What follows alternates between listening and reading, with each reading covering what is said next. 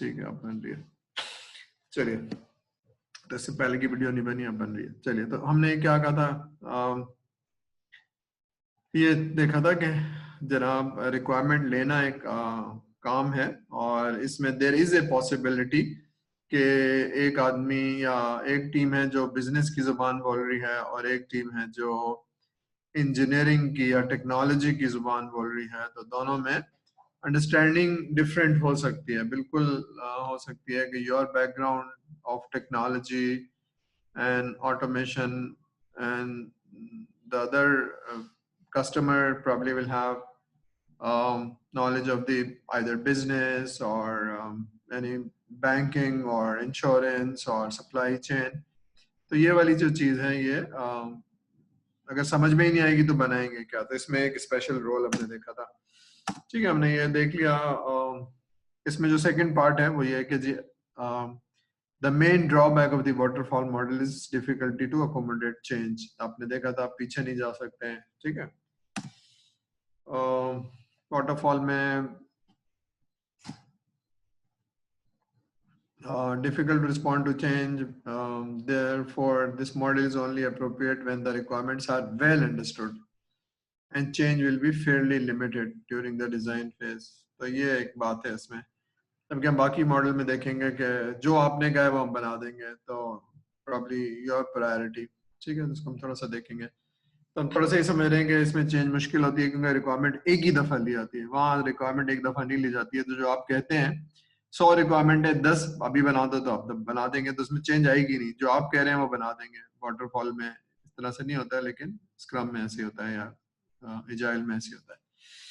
Waterfall model is mostly used for large system engineering project where a system is developed at the several sites.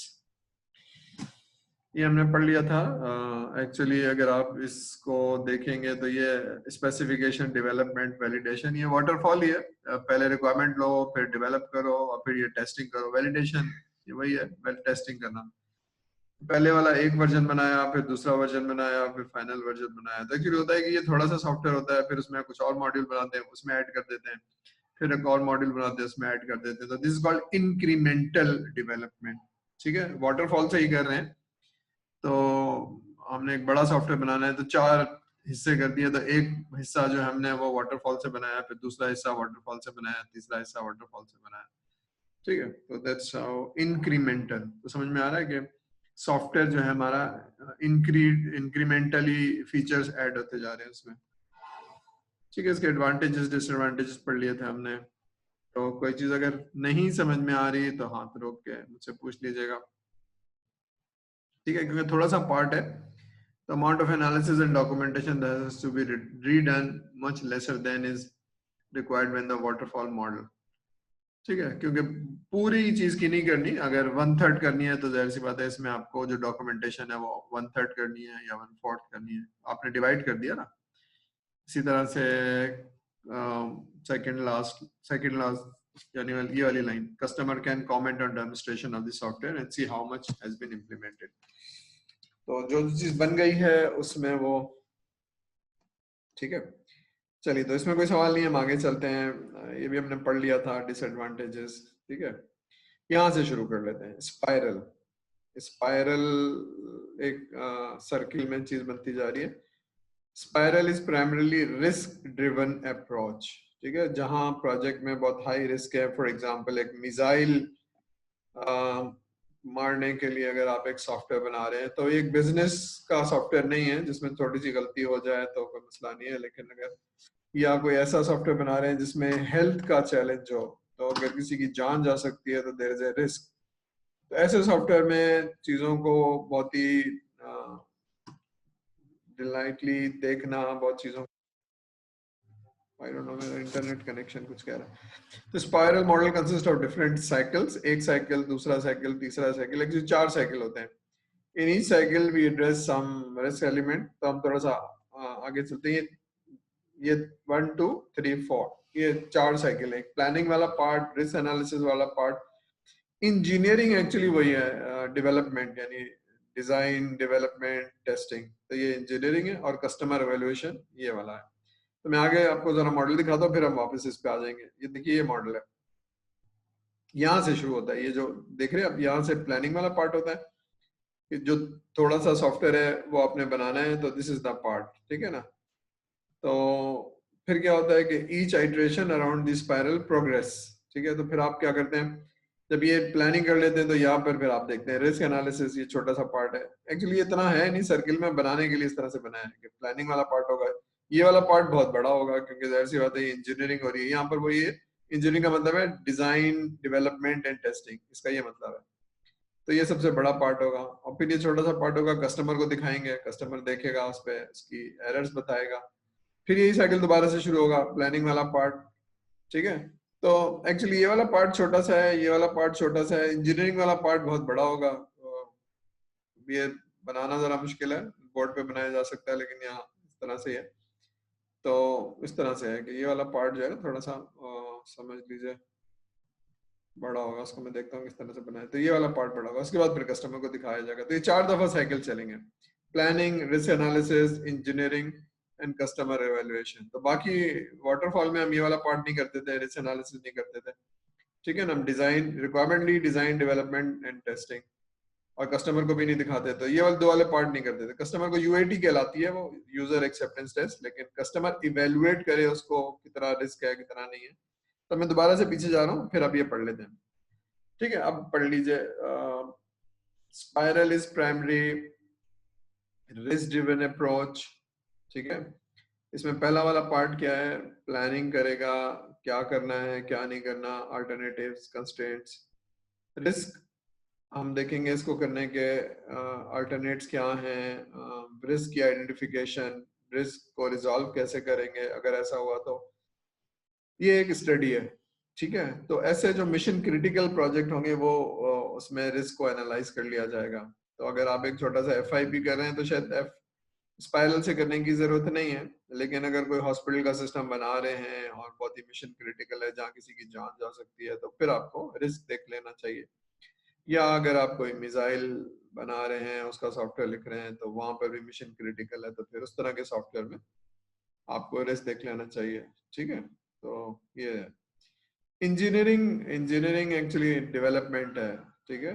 तो इसको implementation भी कहते हैं, engineering भी कहते हैं। तो इंजीनियरिंग का मतलब है जो प्रोजेक्ट है उसको डिजाइन, डेवलपमेंट एंड टेस्टिंग, ठीक है। तो दिस इज इंजीनियरिंग, ठीक है।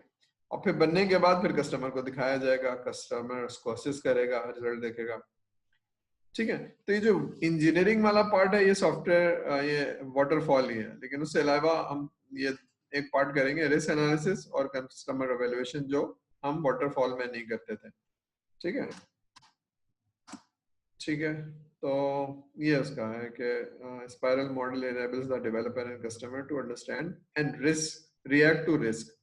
अगर रिस्क है तो क्या कर ले, ठीक है ना। तो कहीं तो each loop around the spiral implies that project cost and schedule may be modified, ठीक है। जो ये वाला साइकिल था खत्म हो गया, यहाँ खत्म हो गया, फिर दूसरा वाला साइकिल हुआ, ठीक है, फिर तीसरा वाला साइकिल हुआ, तो एडिशनल कॉस्ट टाइम लगता जाएगा इसमें। फर्क समझ में आ रहा है हमें वाटरफॉल का और स्पाइरल का और आइट्रेशन का, थोड़ा सा समझ में आ रहा है। वाटरफॉल में क्या करते हैं, वाटरफॉल में रिक्वायरमेंट, डिजाइन, डेवलपमेंट, ठीक है।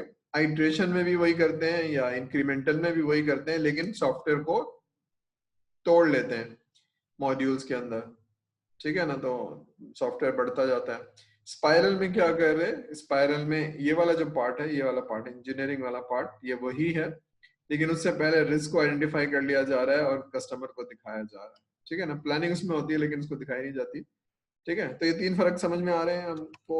अभी तक कोई सवाल, कोई चीज नहीं समझ में आ रही है? तो अब ये 3 प्रोसेस क्यों सीखे हमने, इसलिए सीखे हैं कि हम डिपेंडिंग ऑन द प्रोजेक्ट, अगर वेबसाइट का प्रोजेक्ट करना है और छोटा प्रोजेक्ट करना है तो उसका अलग तरीका कार होगा, लेकिन कोई बहुत जबरदस्त प्रोजेक्ट है, जैसे कुछ लोग हैं जो आईएसआई के लिए काम करते हैं या किसी एजेंसी के लिए काम करते हैं, तो उनका मिशन क्रिटिकल है, तो उनको देखना होगा क्या करना है कैसे करना है। तो depending on the project you use those methodologies. तो मेथडोलॉजी में कोई सवाल नहीं है, कुछ प्रॉब्लम नहीं है अभी तक, ठीक है। हम आगे चलते हैं। इंटीग्रेशन एंड कॉन्फ़िगरेशन, तो probably this is the last slide. Integration and configuration क्या है, आप जो मॉड्यूल हैं आपके पास उसको आप रीयूज कर लें। तो based on the software reuse where systems are integrated from existing components और एप्लीकेशन। याद है हमने शुरू में बताया था कि अब तो जो अच्छे सॉफ्टवेयर हाउसेज हैं 20 साल से काम कर रहे हैं तो उनके पास बने हुए मॉड्यूल पड़े हुए हैं, ठीक है। तो वो क्या करते हैं, शुरू से सॉफ्टवेयर नहीं बनाते हैं। फॉर एग्जांपल किसी के पास लाइब्रेरी का सिस्टम है, मैंने एग्जांपल दी थी, लाइब्रेरी का सिस्टम है और डीएचएस को चाहिए, तो जो बना हुआ है उसी को उठाएगा, उसको रीड करेगा, मेंटेनेबल सॉफ्टवेयर है, रीडेबल सॉफ्टवेयर है, और इसमें आपको जो भी चेंजेस चाहिए वो चेंजेस करके दे देगा, ठीक है। इनको कहते हैं commercial of the shelf. Commercial of the shelf.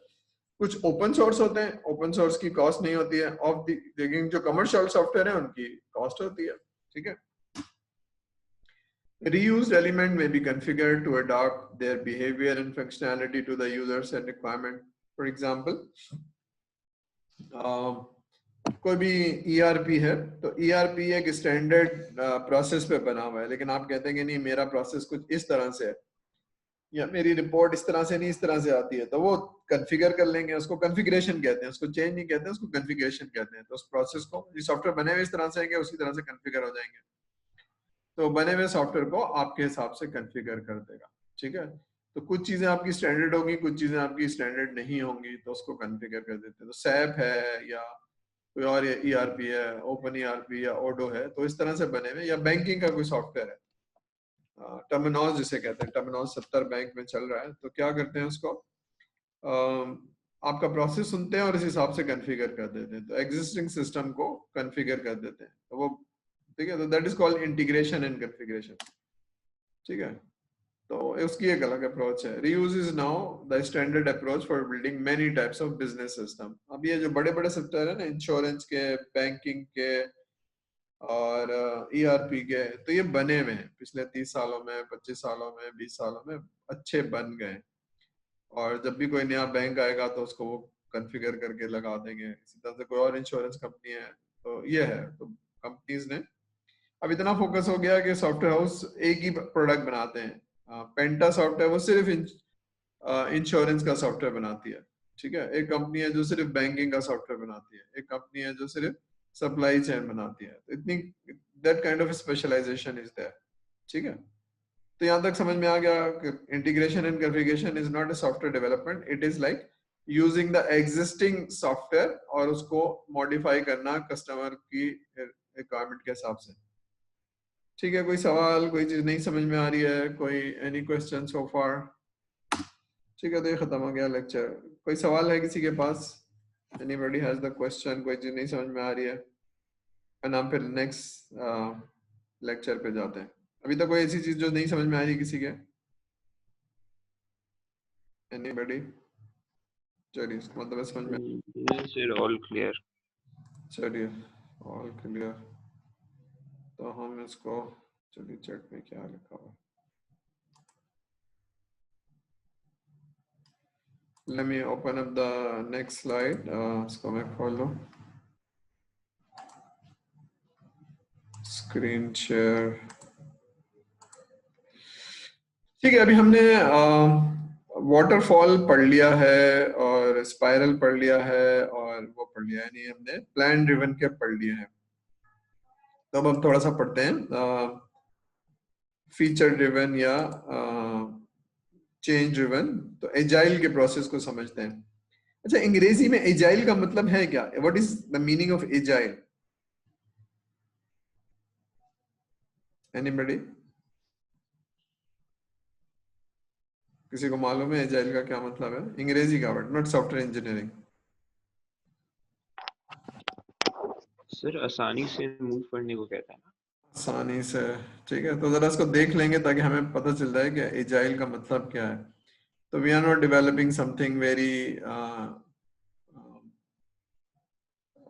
क्या कहना चाहिए जिसको, जिसमें डिफाइन गवर्नेंस हो, ऐसा नहीं होगा तो ऐसा नहीं हो सकता, तो इट्स वेरी एजाइल, यानी you can adopt, you can modify. Agile होता है ना, चीजें थोड़ी सी जो सख्त नहीं है, ठीक है। तो ये बैकग्राउंड से पढ़ेंगे, ठीक है।